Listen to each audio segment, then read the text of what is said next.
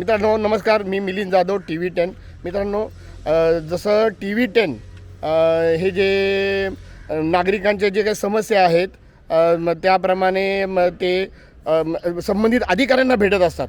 त्याच पद्धतीनं असे बरेच नागरिक आहेत ज्यांच्याकडे ते प्रॉब्लेम त्यांना दिसत असतात आणि ते धाडसही करतात की त्यांच्या विरुद्ध आवाज उचलायला. तर असेच आज आपल्या समोर आहेत विद्याधर किंवा गणेश मोहोळ साहेब आहेत.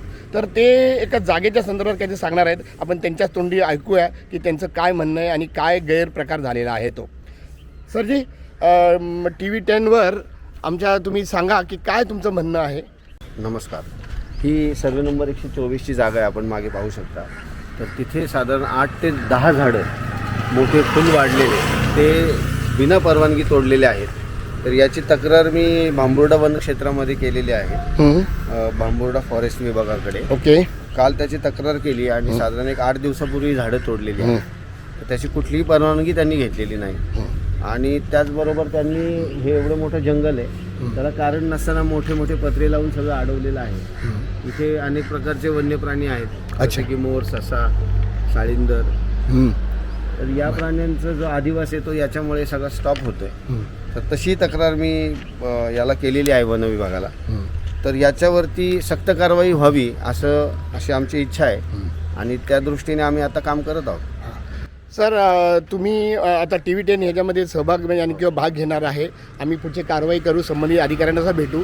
त्या संदर्भात तुमच्याकडे जे काय कागदपत्र पुरावे आहेत ते तुम्ही TV10ला शेअर करायला तयार आहात का? हो, 100%. माझ्याकडे फोटो आहेत, जी झाडं तोडली त्याचे फोटो आहेत आणि मी जो अर्ज दिलाय त्याची एक प्रत मी तुम्हाला देतो. बरं, पुढचं तुमच्या दृष्टीनं तुमची काय कारवाईची इच्छा आहे किंवा तुम्हाला TV10 त्याच्यामध्ये तुमचं TV10चं काय सहकार्य हवं ह्या संदर्भात तुम्ही बोलू शकता. यामध्ये पुणे महानगरपालिकेने याच्यावर कडक ॲक्शन घ्यावी आणि त्यासाठी तुम्ही आम्हाला या संदर्भात मदत करावी.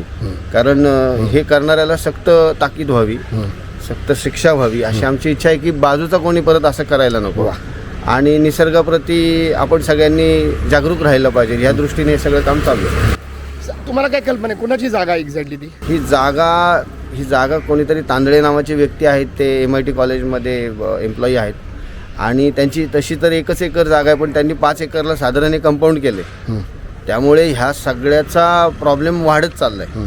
तर त्यांनी त्या तांदळ्यांना हेही विचारावं महानगरपालिकेने नक्की तुमची जागा कुठून कुठे, म्हणजे झाडं जी तोडलीत ती तुम्ही तुमच्या हद्दीतली तोडलीत ती चुकीचीच तोडलीत, पण तोडलीत ती दुसऱ्याच्या हद्दीत जाऊन तोडलीत का, हा पण विषय फार महत्त्वाचा आहे. तोही महानगरपालिकेने पाहावा. चांगली गोष्ट आहे सर. तुमचं संबंधित व्यक्ती तांदळे साहेब जे आहेत त्यांच्याशी काही बोलणं झालं का? त्यांच्या कानावर तुम्ही घातलंय का? नाही, झाडं तोडलेलं मी त्यांना तोंडी सांगितलं, पण ते त्याबद्दल काही हे दिसत नाही मला, सहकार्य करायला तयार नाही. त्यांनी उडवाउडवीची उत्तरं दिली. बरं. आणि कंपाऊंड वॉलबद्दल त्यांना विचारलं का त्यांनी? कंपाऊंड वॉलबद्दल मी विचारलं, कारण इथं निसर्गप्रेमी आहे, इथं निसर्ग पायवाट आहे. गेले 40 ते 50 वर्ष कोथरूडमधले लोक वरती टेकडीवर जातात. त्या सगळ्यांना तिथं त्यांनी आडकाठी करून आपण पाहू शकता मागे कुलूप लावून टाकलंय. अच्छा, कुलूप लावलंय. मग आता हे लोक वरती जाऊ शकत नाही.